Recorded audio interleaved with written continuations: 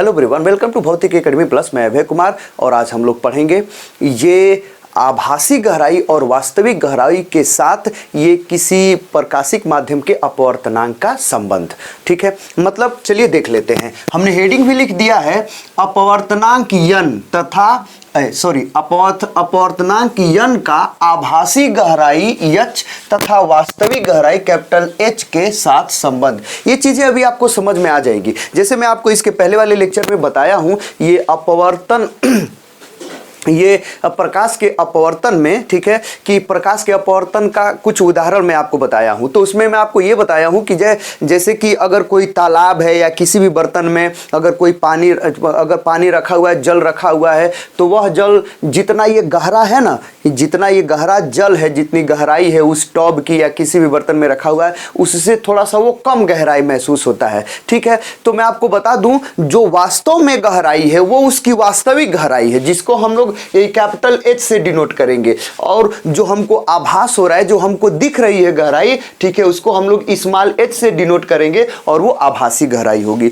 ये वास्तविक गहराई और आभासी गहराई के साथ ये उस जो द्रव उसमें रखा हुआ है उसके अपवर्तनांक के साथ कुछ संबंध होता है। उसका हम लोग क्या करेंगे, डेरिवेशन करेंगे। ठीक है, चलिए डेरिवेशन करते हैं। सबसे पहले देख लीजिए, मैं कोई ये बर्तन रख लिया हूं, जैसे ये टब है, टैंक है, कुछ भी कह सकते हैं। ठीक है, और इसमें मैंने ये द्रव, कोई भी द्रव जो पारदर्शी द्रव है उसको मैं यहाँ पर क्या कर सकता हूँ, ये भर दिया हूँ। ठीक है, ये कोई पारदर्शी द्रव, ऐसा नहीं कि मैं जल ही लिया हूँ, कोई भी पारदर्शी द्रव मैंने क्या कर लिया, यहाँ पर ले लिया। ठीक है, तो इसको मैं यहाँ पर लिख भी दे रहा हूँ द्रव। ठीक है, द्रव का मतलब कि लिक्विड। ठीक है, तो ये द्रव हो गया। अब ये जो बाहर है ये कौन सा माध्यम है, तो ये है माध्यम वायु। चलिए, ये है वायु। वायु का मतलब कि एयर है। समझ में आ गया। तो अब देखिए, ये जो द्रव है, ठीक है, द्रव की जो वास्तविक गहराई है वास्तव में, ठीक है, वो उसको छोड़िए। ये जो द्रव है ना, जिस टब में रखा गया है, उस टब में ये इस द्रव का उस टब के तली पर, ये तली पर कोई मान लेते हैं कि कोई बिंदु है, वस्तु है, एकदम कोई कुछ भी यहाँ पर हो सकता है। ठीक है, कोई चिन्ह हो सकता है ये तली पर, या कोई सिक्का हो सकता है पैसे का, या कुछ भी सुई हो सकती है, कुछ भी हो सकता है यहाँ पर। ये है वहीं पर है। चलिए इसको वस्तु लिख लेते हैं, वस्तु, और उसको ओ से हम क्या कर लेते हैं, डिनोट कर लेते हैं। अब देखिए, अब इस वस्तु को, मतलब ये जो तली है, तली अगर मैं आपसे पूछूं कि कितनी गहराई पर है, तो ये उसकी, ये जो जल है, जल का ये मुक्त तल है, तो तल से कितनी गहराई पर है, इसको हम ले लेते हैं ये कैपिटल एच, जो कि वास्तव में गहराई पर है वो उतनी। ठीक है, इसको कैपिटल एच हम ले लेते हैं। मतलब ये जो वस्तु है, मतलब इसकी जल की गहराई कितनी है, ठीक है, ये कैपिटल एच है जो वास्तविक गहराई है। ठीक, अब इसको जब हम बाहर से देखेंगे, इसको बाहर से देखेंगे तो ये हमको दिखेगा कैसे, यही वस्तु है, ये हमको दिखेगा कहाँ, क्या यहीं पर दिखेगा कि अपवर्तन के कारण इधर उधर चला जाएगा? तो मैं आपको बता दूं, अपवर्तन के कारण वो इधर उधर उसकी स्थिति बदल जाएगी। ठीक है, जो हमको दिखने वाला है, जो हमको आभास होने वाला है, तो इसका प्रतिबिंब हमको इधर उधर कहीं दिखेगा। जैसे ये तो वस्तु है, इसका प्रतिबिंब मतलब कहीं दूसरे जगह ये न दिखेगा, तो ये जो दूसरे जगह दिखेगा वो ये नहीं दिखेगा, उसका प्रतिबिंब दिखेगा। देख लेते हैं कहाँ दिखेगा। तो ये वस्तु है, इसीलिए हमने इसको ओ से डिनोट कर दिया। ठीक है, अब ये दिखेगा कहाँ, उसके लिए तो इसका पहले प्रतिबिंब बनाना होगा। ठीक है, तो प्रतिबिंब और प्रतिबिंब तो हम बाद में देखेंगे, लेकिन यहाँ पर सीख लेते हैं। तो होगा ये कि इसको ये ऊंचा कब दिखेगा, तो यहाँ से पहले प्रकाश की किरण जाएगी जब हम देखेंगे तो। ठीक है, तो यहाँ से ये प्रकाश की किरण ऐसे ये जाएगी। ठीक है, ऐसे ये प्रकाश की किरण चली गई। ठीक, ऐसे ये प्रकाश की किरण जा रही है, और जाने के बाद देखिए ये द्रव है, द्रव, और ये किस में अब जाएगा, द्रव के बाद ये वायु में जाएगा। ठीक है, द्रव का मतलब लिक्विड, हम इसको स्मॉल एल से डिनोट करेंगे। ठीक है, और वायु का मतलब एयर, स्मॉल ए से हम इसको क्या करेंगे, डिनोट करेंगे। ठीक है, उसके माध्यम को बताने के लिए।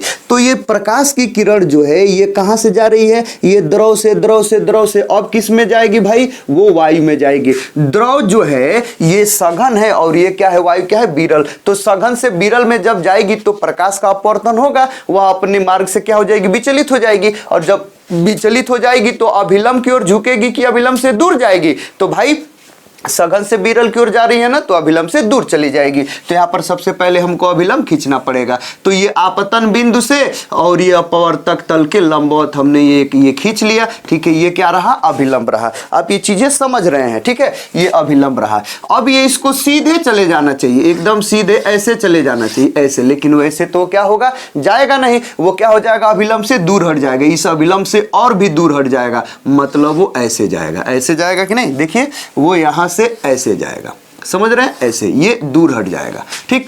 और जब दूर हट जाएगा, देखिए तो हमारे आंख पर जो ये प्रकाश यहां से जो किरण जा रही है, हमारे आंख पर ये ना पड़ेगी।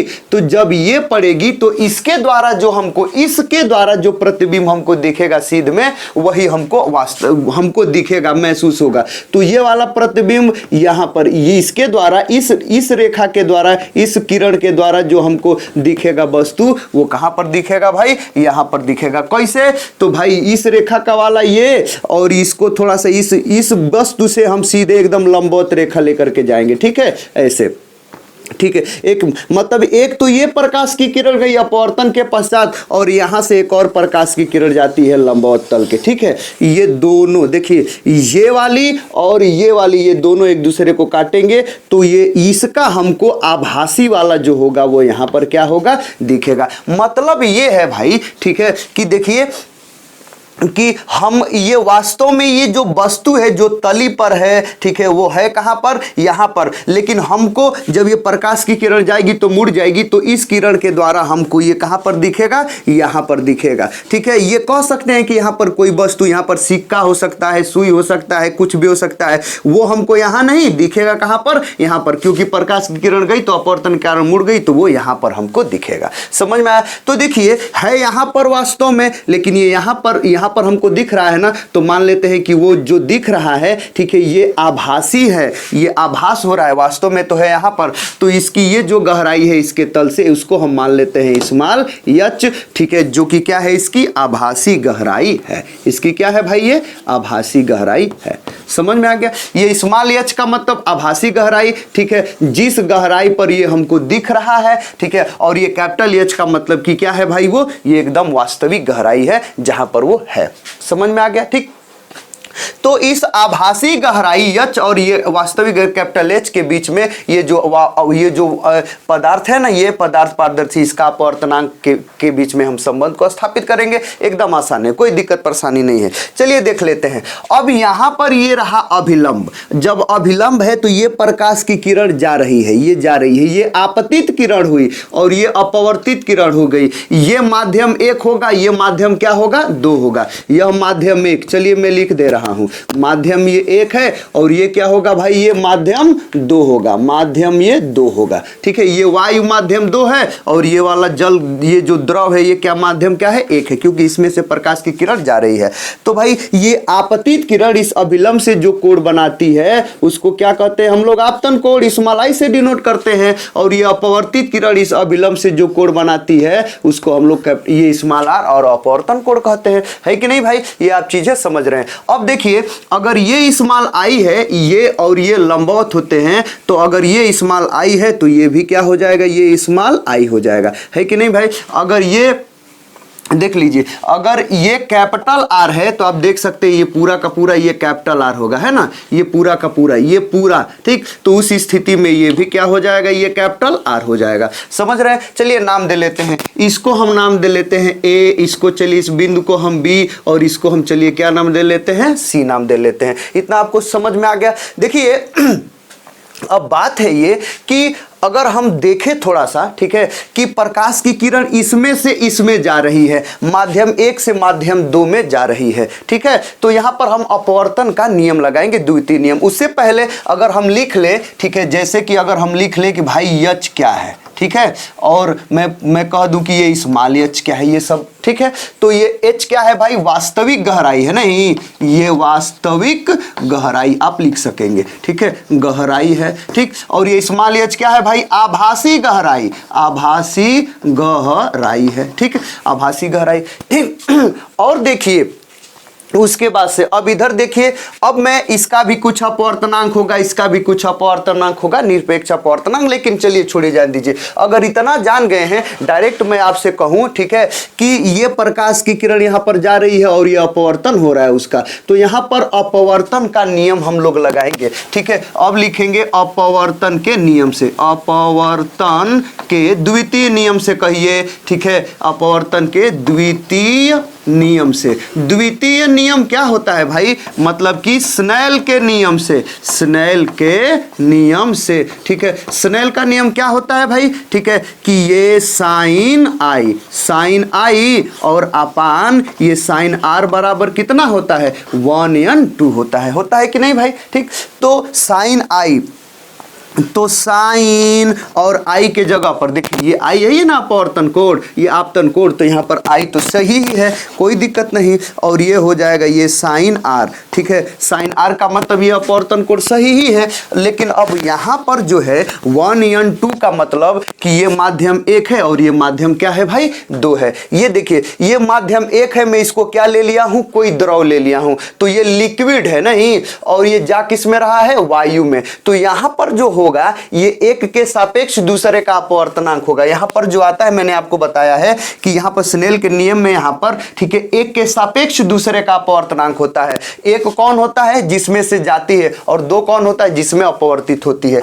कि नहीं? तो भाई यहां पर हो जाएगा यल, मतलब कि द्रव के सापेक्ष किसका अपवर्तनांक भाई? ये वायु का। ठीक है, यहां पर वायु की जगह पर कुछ भी हो सकता है, कोई भी माध्यम हो सकता है। यहां पर द्रव है तो यहां पर कोई भी माध्यम हो सकता है। आपको ये आज समझ में आ जाना चाहिए। ठीक है, तो ये है। ठीक, तो आप समझ गए होंगे कि ये द्रव के सापेक्ष ये किसका है? वायु का अपवर्तनांक है। समझ में आ गया? अब देखिए, ये जो साइन आई है, साइन आर, इसका मान हम लोग निकाल सकते हैं। त्रिभुज को थोड़ा सा देखिए, त्रिभुज, ठीक है, ओ बी में देखिए, त्रिभुज OCB, ये त्रिभुज देखिए, समकोण त्रिभुज। ठीक, इस समकोण त्रिभुज में, ठीक है, यहां पर अगर मैं आपको बताने का प्रयास करूं, समकोण त्रिभुज ऐसा है, ये I है, ठीक है, ये O है, यह C है और ये B है। तो ये जब I है तो इसके सामने वाला ये लंब बनेगा। ठीक है, ये क्या बनेगा? ये कर्ण बनेगा। ये क्या बनेगा? आधार बनेगा। ठीक, तो अगर इसका मैं साइन ले लूंगा तो कितना बनेगा? लंब बट्टा कर्ण। लंब बट्टा कर्ण का मतलब कि ये BC अपन कितना हो जाएगा? BO हो जाएगा कि नहीं? तो यहां पर हम लिख सकते हैं, ठीक है, डायरेक्ट कौन सा त्रिभुज में भाई? त्रिभुज OCB में, त्रिभुज OCB में। ठीक है, डायरेक्ट में अगर निकालूं तो भाई साइन आई बराबर क्या लिख सकेंगे भाई? लंब बटा कर्ण होता है, लंब बटा कर्ण होता है। तो ये बताइए कि लंब इसमें क्या है? लंब इसमें क्या है भाई? लंब है BC, नहीं BC, और कर्ण क्या है भाई? ठीक है, ये BO है, BO है, B यहां पर O है। समझ में आ गया? समीकरण नंबर 1 इसको क्या कर लीजिए? बना लीजिए। अच्छा, और एक और त्रिभुज, हमको साइन आर का भी तो मान चाहिए ना, तो साइन आर देखिए, ये है ये। ठीक, अगर ये आर तो ये भी आर हो जाएगा, नहीं, अगर ये आर होगा तो ये पूरा आर हो जाएगा, ये पूरा आर हो जाएगा, तो ये क्या हो जाएगा? ये एकांतर कोण के द्वारा ये भी आर हो जाएगा। समझ रहे हैं आप? तो इस त्रिभुज के देखिए, त्रिभुज ICB, त्रिभुज ICB में, त्रिभुज ICB में समकोण त्रिभुज। ठीक है, ICB, ये समकोण त्रिभुज में आप थोड़ा सा देखें तो ये क्या बनेगा? ये लंब बनेगा, ये कर्ण बनेगा, ये आधार बनेगा। तो इसका भी साइन लेंगे तो लंब बटा कर्ण, लंब क्या बनेगा इसमें? BC, कर्ण बनेगा BI, नहीं, तो यहां पर हो जाएगा, यहां पर ये साइन R बराबर लंब बटा कर्ण हो जाएगा, है कि नहीं? लंब इसमें क्या है भाई? ये BC, और कर्ण क्या है भाई? ये BI है। इसको बना लीजिए समीकरण नंबर 2। ठीक है, अब जब समीकरण नंबर 2 बना लेंगे, ठीक है, तो थोड़ा सा जानते हैं गड़बड़ा गया है इसको, बल्कि इसको ये जो है साइन आई अपन साइन आर बराबर n, ये NLG, इसको समीकरण नंबर 1 बनाइए। ठीक है, इसको 2 बना लीजिए, इसको क्या बना लीजिए? 3 बना लीजिए। ठीक है, तो अब देखिए, अब ये आई साइन आई और साइन आर का मान मिल गया ना, साइन आई और साइन आर का मान क्या कर लीजिए? इसमें रख दीजिए, मतलब समीकरण 1 से। ठीक, तो जब आप समीकरण 1 में रखेंगे, मतलब यहाँ पर लिखेंगे आपको समीकरण 1 से, समीकरण 1 से, समीकरण 1 में ये साइन आई के जगह पर आप क्या लिख सकते हैं, BC अपान BO, ठीक है। तो यहाँ पर मैंने लिख दिया BC अपान BO, समझ में आ गया। और अपान, ठीक है, ये साइन आर के जगह पर BC अपान BI, BC अपान कितना हो जाएगा BI, ठीक है। और इधर कितना है LNA है कि नहीं भाई, बराबर यही वाला, ठीक। तो ये BC से ये BC क्या हो गया कैंसिल, इसको सोल्व करेंगे तो कितना आ जाएगा भाई, है ये BI ऊपर चला जाएगा, BO नीचे हो जाएगा, नहीं मतलब BI अपन कितना हो जाएगा, ये BO हो जाएगा, बराबर ये LNA हो जाएगा। समझ रहे हैं आप ये चीज।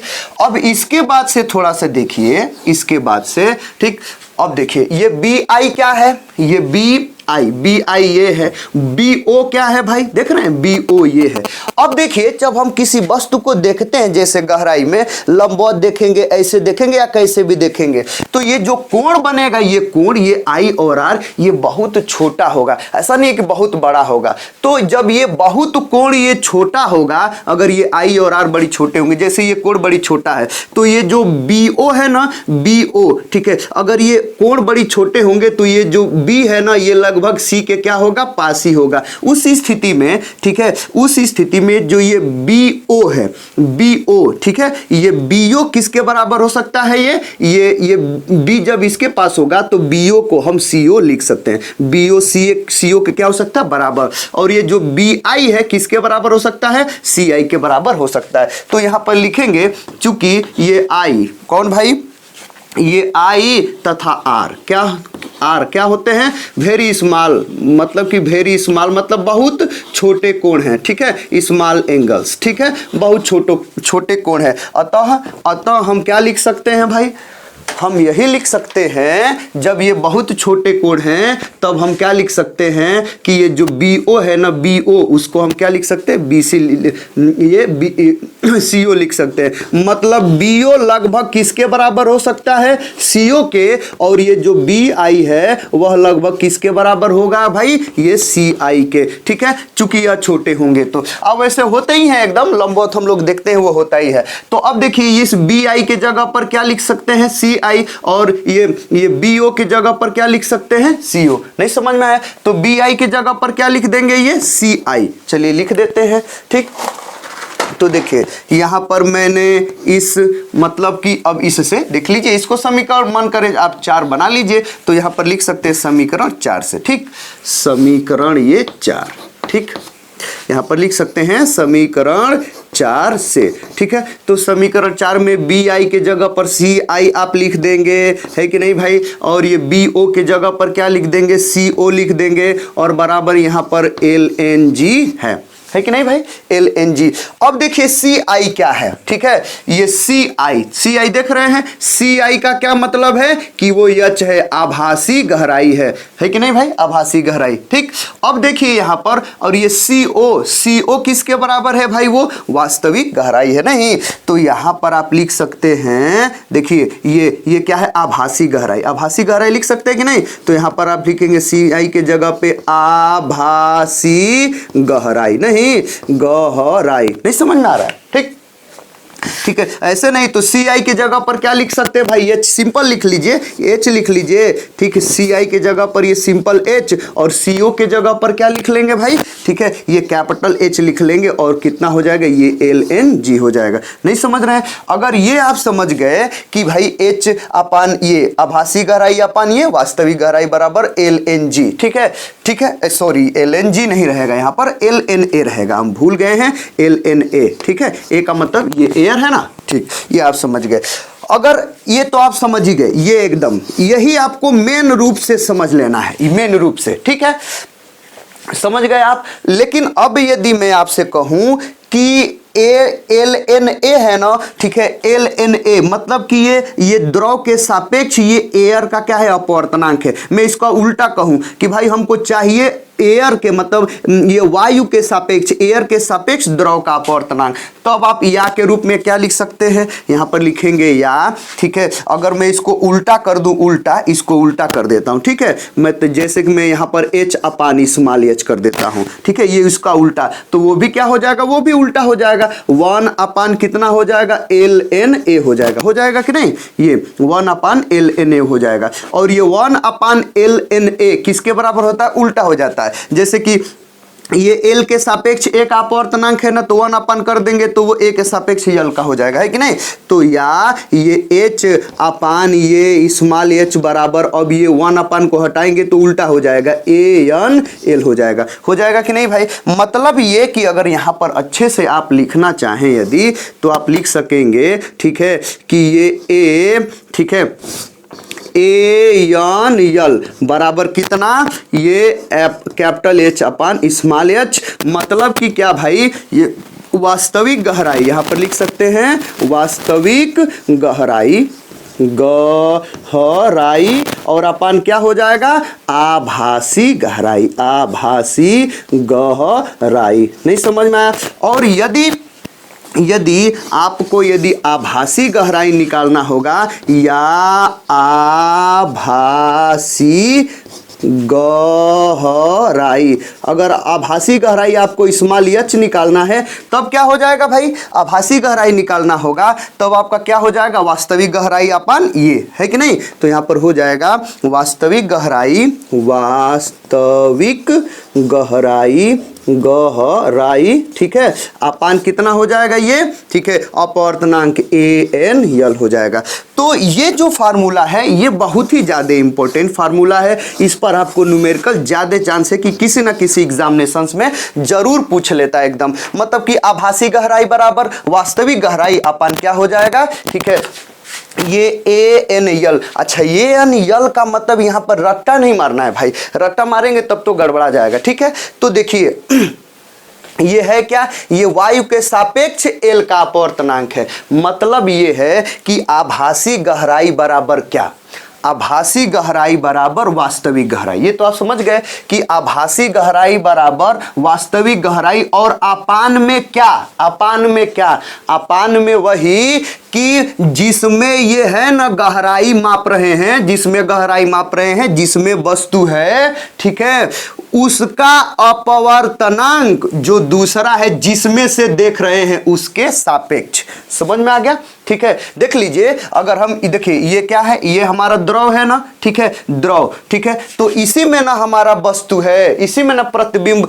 ये थोड़ा आभासी ऊपर नीचे दिख रहा है, ठीक है, जहां पर है उससे थोड़ा सा इधर उधर दिख रहा है कि नहीं, ठीक है।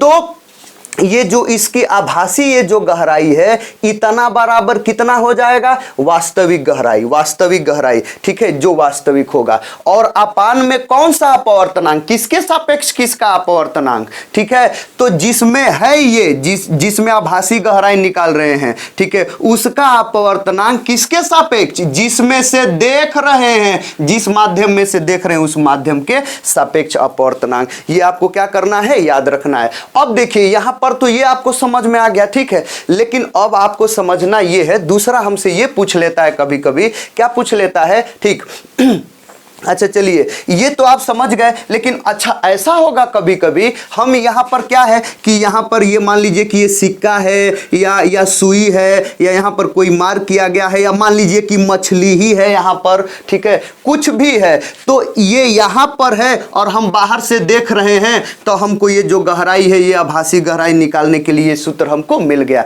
लेकिन ऐसा हो कभी कि नहीं भाई, यहाँ पर कोई क्या कर रहा है, कोई मान लीजिए पंछी या जहाज उड़ रहा है यहाँ पर, ठीक है, यहाँ पर जहाज या पंछी कोई उड़ रहा है और यहाँ से कोई मछली देख रही है, ऐसे मछली देख रही है। तो जब मछली देखेगी तो ऐसा नहीं है कि जितना ऊंचाई पर ये वास्तव में है उतना ऊंचाई पर इस मछली को या मछली की जगह पर आप भी डूब करके ऐसे देख सकते हैं, ठीक है, समझ में आया। तो यहाँ से यदि इसको आप देखेंगे तो ऐसा नहीं है कि जितनी ऊंचाई पर ये है उतनी ऊंचाई पर ये आपको दिखेगा, नहीं, उसमें भी वास्तविक आभासी गहराई ऊंचाई एकदम आएगी। उस स्थिति में आप क्या करेंगे भाई, एकदम वही, ठीक है, कुछ भी नहीं एकदम, तो क्या करेंगे, आभासी, तुरंत एकदम फार्मूला लिखेंगे। क्या लिखेंगे, थोड़ा सा ये जो क्वेश्चन है इसको मुझे बताना था लेकिन जगह कम है, अगले में मैं आपको बता दूंगा, ठीक है, मिटा देता हूं इसको।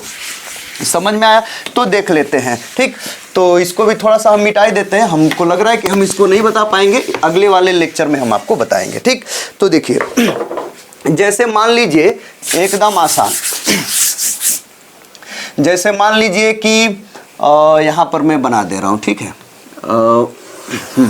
यहीं पर मैं बना दिया। चलिए देखिए, तो ये मान लीजिए दो मैंने माध्यम बना दिया, एकदम आसान। देखिए दो मैंने माध्यम यहाँ पर बना दिया। देखिए अब बात है ये, चलिए मान लेता हूं कि ये वायु ही है, वायु है, ठीक है, और ये क्या है भाई, ये द्रव ही है, कोई द्रव, जल ही होगा ज्यादातर, ठीक है, यही आपको समझ लेना है। द्रव में, चलिए इसको लिक्विड यल में लिख रहा हूं, आपको ये समझना है, और ये ए है, ए, समझ में आया। अब देखिए यहां पर ये द्रव है, द्रव ऐसे, और यहां पर एक मछली है मान लीजिए, ठीक है, ये मछली हो गई, ठीक, और यहां पर कोई मान लीजिए कि ये चिड़िया उड़ रही है, जहाज भी हो सकता है, ये चिड़िया है, ठीक।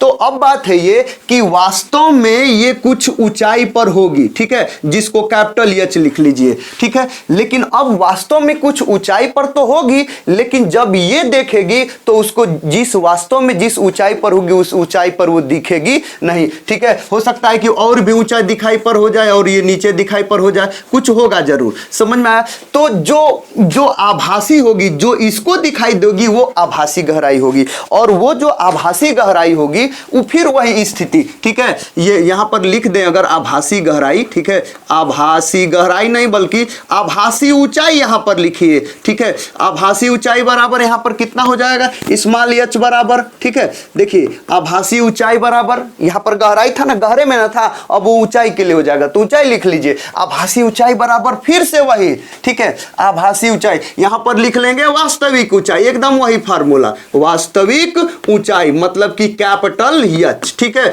और अपान यहां पर कौन सा अपवर्तनांक, किसके सापेक्ष किसका अपवर्तनांक होगा, मैंने आपसे बताया है, क्या बताया है कि भाई यहां पर, ठीक है, वही अपवर्तनांक है, किसका, तो जिसमें वो जो है ना, जो जिसमें वस्तु है, जिसमें आभासी ऊंचाई दिख रहा है, उसका अपवर्तनांक, और किसके सापेक्ष, जिस माध्यम से हम देख रहे हैं, जिस माध्यम में से हम उसको देख रहे हैं, मतलब इस माध्यम से देख रहे हैं ना, तो इसके सापेक्ष इसका अपवर्तनांक जिसमें आभासी वास्तविक बन रहा है। तो यहां पर क्या हो जाएगा भाई, यह द्रव है और ये क्या है, वायु है, तो यहां पर हो जाएगा ये द्रव के सापेक्ष किसका अपवर्तनांक, वायु का। यहां पर आपको क्या करना है, लिखना है, ठीक है, ये आपको याद रखना है, नहीं तो फिर ये आप कंफ्यूज हो जाएंगे। और क्वेश्चंस को ये कोई भी जब क्वेश्चन बनता है तो थोड़ा सा कंफ्यूज करता है, ये किसी एंट्रेंस एग्जाम में सिंपल क्वेश्चंस नहीं बनते, थोड़ा सा कंफ्यूजिंग बनते हैं, है कि नहीं, कि थोड़ा सा दिमाग अब आगे बढ़ाइए, थोड़ा सा सोचने की शक्ति है तो फिर आप उसको क्या कर लेंगे, सोल्व कर लेंगे। तो इस प्रकार से क्वेश्चन आपका बन सकता है। ये तो रहा ये। अब बात है ये कि हमसे कुछ और भी पूछ लेता है। क्या पूछ लेता है, जैसे कि हम लोगों से ये पूछ लेता है, ठीक, कि ये जो है वास्तव में तो वो यहाँ इस गहराई पर है लेकिन हमको दिख रहा है यहाँ पर, वास्तव में वो यहाँ पर है लेकिन हमको दिख रहा है वो यहाँ पर। तो पूछ रहा है कि कितना विस्थापन उसका हो गया, ठीक है, वो कितना दूरी पर विस्थापित हो गया, हमको कितना दूरी पर विस्थापित होकर के दिखा हुआ है, ठीक। तो ये कितना वास्तव में कितनी ऊंचाई पर है, गहराई पर है, कितनी गहराई पर है, कैपिटल एच, और कहाँ कितनी पर दिख रहा है हमको, स्मॉल एच पर दिख रहा है, स्मॉल एच पर हमको दिख रहा है। तो ये जो विस्थापन हो गया इसको हम स्मॉल डी से लिख ले रहे हैं। क्या लिख रहे हैं, स्मॉल डी से, कि यहां से यहां विस्थापित होकर के हमको दिख रहा है। इसी स्मॉल डी को हम लोग को क्या करना होता है, निकालना होता है क्वेश्चंस में। तो चलिए उसको भी निकाल लेते हैं, ठीक है, उसका हम नॉर्मल विस्थापन या कुछ भी सिंपली विस्थापन लिख करके हम सोल्व कर रहे हैं, ठीक है, ठीक है। अब यहां पर लिखेंगे, ठीक है, गहराई में विस्थापन या कुछ भी, ठीक है, यहां पर सिंपली हम विस्थापन करके हम आपको बता रहे हैं, ठीक है, विस्थापन, ठीक है।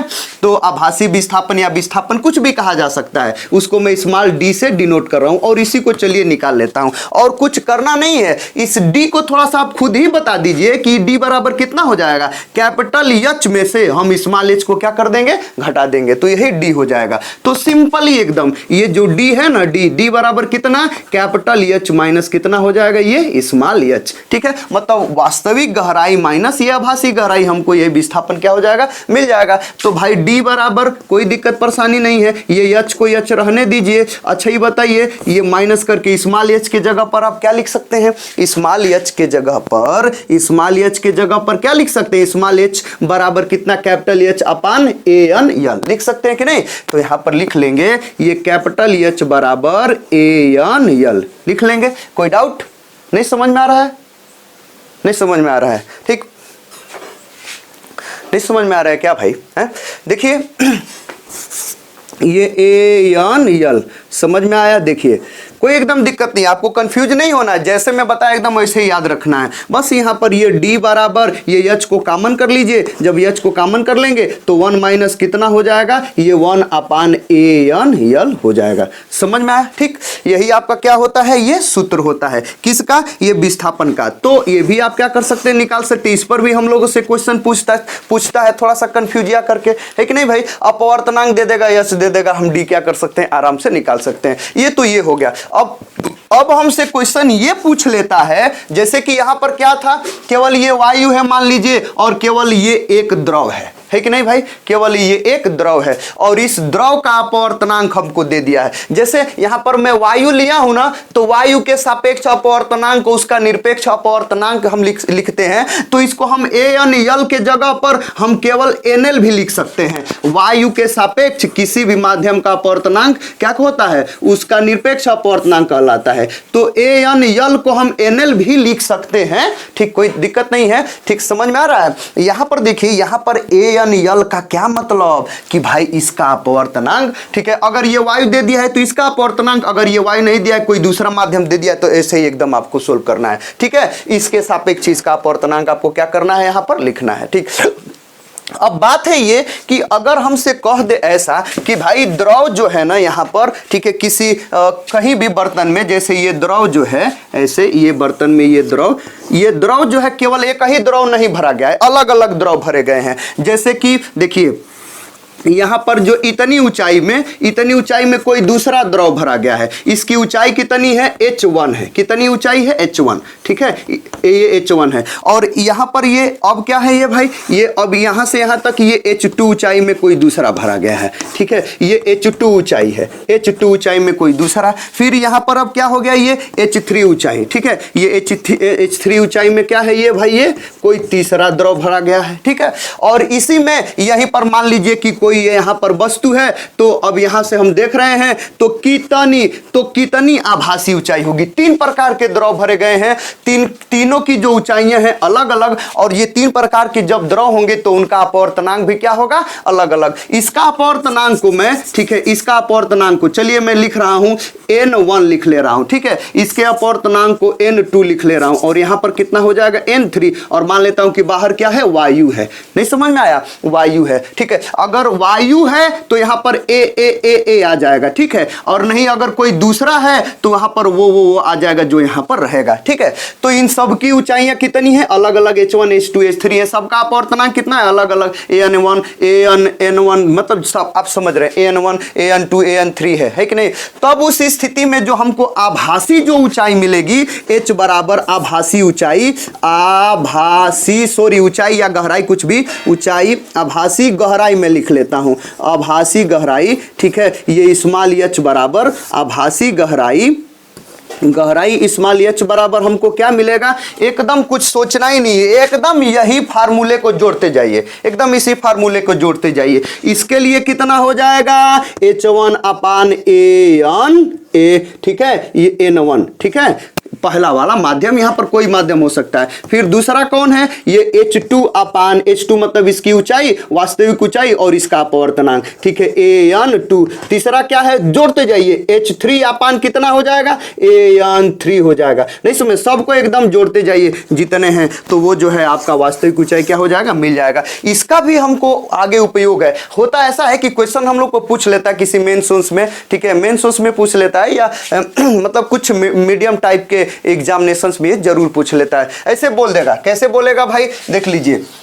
ये द्रव इतना भर दिया और उसी में कोई ये कोई ग्लास स्लैब भर दिया है, कांच का ये टुकड़ा इतना चौड़ाई, तो और यहाँ पर कोई है कोई, ठीक है, तो ये द्रव हो गया, फिर ये कांच का टुकड़ा हो गया, इसकी ऊंचाई ये सब दे देता है, ठीक ना। तो फिर उस स्थिति में आभासी उभासी हमसे पूछ लेता है, ठीक है। तो कोई देखिए ये द्रव है, ये कांच है और ये वायु है, उस स्थिति में हमको इसका उपयोग हमको करके क्या करना होता है, निकालना होता है। तो ये सब चीजें हमको एकदम समझ में आनी चाहिए। अगर ये सब चीजें आपको समझ में आ रही हैं तो इस पर आधारित अगर आपको न्यूमेरिकल देता है तो आप आराम से सोल्व कर सकते हैं, ठीक है। तो आज के लेक्चर में फिलहाल इतना ही, और हम आगे वाले लेक्चर में इसी पर आधारित क्या करेंगे, आपसे क्वेश्चन पूछेंगे, ये क्वेश्चन हम सोल्व कराएंगे। अब बात है ये कि क्वेश्चन को ऐसा नहीं है, थोड़ा सा मैं आपको बता दूं, यहां पर मैं द्रव रखा हूं ना, द्रव हो सकता है कि यहां पर ये ग्लास स्लैब मतलब ये कांच का टुकड़ा इतना मोटा रख सकता है। तो कांच का टुकड़ा रखने का मतलब कि यहां पर ये द्रव की वास्तविक जो गहराई है कैपिटल एच, उसके जगह पर उसकी मोटाई आ जाएगी। जैसे यहां पर इतना मोटा अगर कांच का टुकड़ा रख देगा